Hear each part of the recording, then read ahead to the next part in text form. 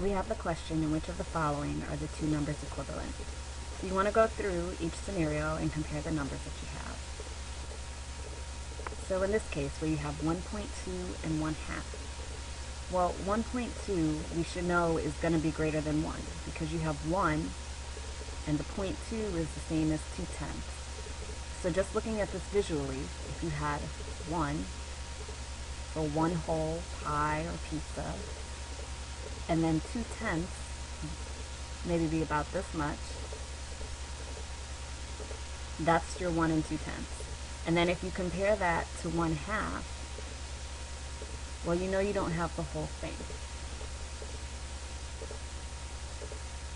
You have half the pie. So if you have one that is greater than 1 or more than 1,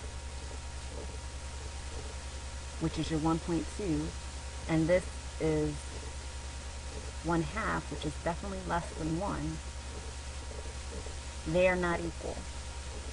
And so these two numbers are not equivalent. So you can cross that out. For the second case, you have 0.8 and 0.800.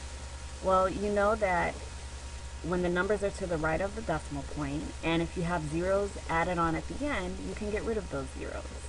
They don't mean anything. You can get rid of them. And so then you would go ahead and compare. And at this point, you do have the same thing, 0.8, 0.8. So these two numbers are equivalent.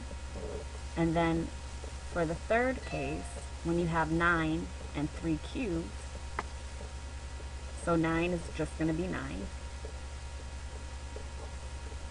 3 cubed is 3 times 3 times 3. 3 times 3 is 9 times 3, which is 27. 27 and 9 are not equivalent. So this is why your answer is just going to be B.